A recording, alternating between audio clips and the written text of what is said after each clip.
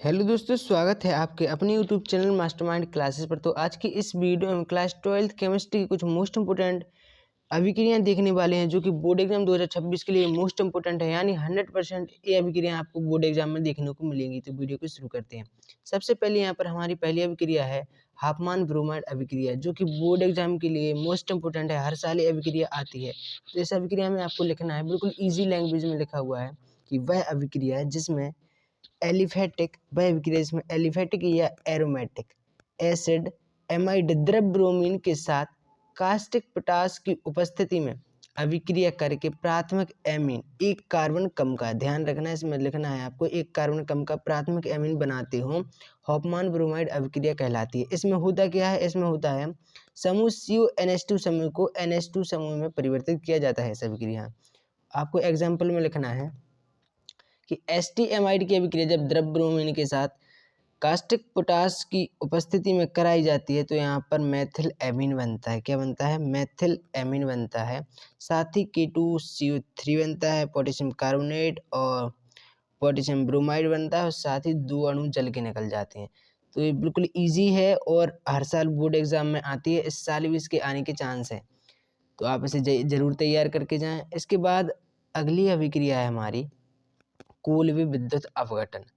Colway विद्युत अपघटन में बिल्कुल छोटी सी ही अभिक्रिया है, शायद 4 लाइन में समाप्त हो जाएगी कि संतृप्त मोनोकार्बोक्सिलिक अम्लों के सोडियम या पोटेशियम लवणों के सांद्र जलीय विलयन का विद्युत अपघटन करने पर एल्केन प्राप्त होते हैं। क्या होते हैं? एल्केन प्राप्त होते हैं। तो आप जब इसकी अभिक्रिया लिखोगे तो यहाँ पर मैंने पोटेशियम लिया है, आप यहाँ पर सोडियम भी ले सकते हैं। तो जब आप इसकी अभिक्रिया कराओगे मोनोकार्बोक्सिलिक अम्लों के सोडियम या पोटेशियम लवण की जल के साथ और विद्युत अपघटन करोगे तो यहाँ पर दो बनेंगी, एनोड पर और कैथोड पर। एनोड पर H2 + CO2 और कैथोड पर निकलेगा अपना KOH पोटेशियम हाइड्रोक्साइड और हाइड्रोजन गैस। ठीक है, तो इसे जरूर तैयार कर लें। इसके बाद अगली अभिक्रिया है हमारी कोलविस सिमेंट अभिक्रिया। अगली अभिक्रिया है कोलविस सिमेंट अभिक्रिया। वह अभिक्रिया जिसमें सोडियम फिनॉक्साइड कार्बन डाइऑक्साइड के साथ गर्म करने पर सोडियम सैलिसिलेट प्राप्त होता है, जो सांद्र HCl द्वारा अपघटन करने पर सैलिसिलिक अम्ल बनाता है। कोलविस सिमेंट अभिक्रिया कहलाती है। अब यहाँ पर बेंजीन के ऊपर ONA जोड़ दे तो यहाँ ये हो जाता है सोडियम फिनॉक्साइड।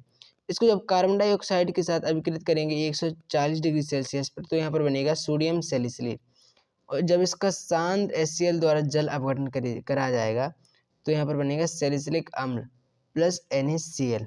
तो ये हमारी कोलवे विद्युत अपघटन बोर्ड एग्जाम की दृष्टि से सबसे मोस्ट इंपोर्टेंट अभिक्रिया है, इसे जरूर तैयार करें। इसके बाद अगली अभिक्रिया आती है क्लेजन संघनन। एक एल्डोल संघनन होता है, बेंजोइक संघनन और क्लेजन संघनन। ये तीन अभिक्रिया जरूर तैयार कर लें, क्योंकि यहाँ से एक क्वेश्चन बनता है कि वह अभिक्रिया जिसमें अल्फा हाइड्रोजन रखने वाले एस्टरों के दो अणुओं को C2H5ONA मतलब एथिल सोडियम ऑक्साइड की उपस्थिति में संघनित करने पर बीटा कीटो एस्टर प्राप्त होते हैं, क्लेजन संघनन कहलाती है। ठीक है, वह अभिक्रिया जिसमें अल्फा हाइड्रोजन रखने वाले एस्टर के कितने दो अणु लेने हैं, उपस्थिति रखनी है C2H5ONA की। तो यहाँ पर अभिक्रिया देखो, तो यहाँ पर जब C3 एथिल एस्टेट लेंगे कि दो अणु लेंगे और इसकी उपस्थिति होगी C2H5ONA की, तो यहाँ से ये बाहर निकल जाएगा जो कि बनेगा अपना एथिल एल्कोहल C2H5 और OH। तो ये हमारा एथिल एल्कोहल बाहर निकल जाएगा और साथ ही बनेगा अपना बीटा कीटो एस्टर जो है CH3CO CH2COO C2H5। इसके बाद अगली अभिक्रिया है, इन्हें जरूर तैयार कर लें क्योंकि बोर्ड एग्जाम की दृष्टि से मोस्ट इंपोर्टेंट अभिक्रिया हैं। इसके बाद हमारी अगली अभिक्रिया आती है क्लीमेंस अपचयन। वह अभिक्रिया जिसमें एल्डिहाइड व कीटोनों के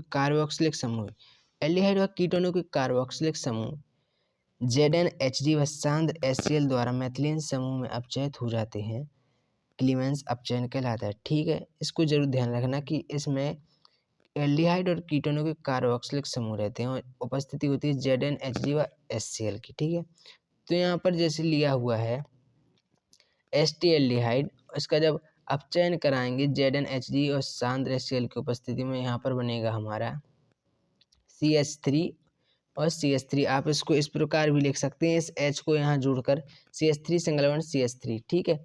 और साथ ही 2 अणु जल के निकल जाएंगे। इसके बाद हमारी अगली अभिक्रिया आती है युग्मन अभिक्रिया। वह अभिक्रिया जिसमें बेंजीन डाइएज़ोनियम क्लोराइड की अभिक्रिया क्षार NaOH की उपस्थिति में फिनोल से कराने पर यह फेरा हाइड्रोक्सी एजोबेंजीन बनाता है। यह अभिक्रिया युग्मन अभिक्रिया कहलाती है, ठीक है। उपस्थिति होगी यहाँ पर NaOH की और इसको लिख सकते हैं N2Cl-, इसको बॉन्ड बनाकर लिखा है इसलिए ये अजीब दिख रहा है थोड़ा। और इसकी क्रिया कराएंगे फिनोल से, तो यहाँ पर बनेगा पैरा हाइड्रोक्सी एजोबेंजीन, ए है सॉरी, पैरा हाइड्रोक्सी एजोबेंजीन। यहाँ पर जब बेंजीन के साथ एक N और double bond N single bond एक और बेंजीन के साथ यहाँ पर OH जोड़ने देंगे तो यहाँ पर ये हो जाएगा पैरा हाइड्रोक्सी एजोबेंजीन और साथ ही HCl बाहर निकल जाएगा। तो ये थी हमारी मोस्ट इम्पोर्टेंट अभिक्रियाएं जो कि बोर्ड एग्जाम की दृष्टि से मोस्ट इम्पोर्टेंट है। बाकी अभिक्रियाएं अगली वीडियो में मिलते हैं। तो अगर वीडियो अच्छी लगी तो लाइक सब्सक्राइब शेयर जरूर करें। तब तक के लिए धन्यवाद।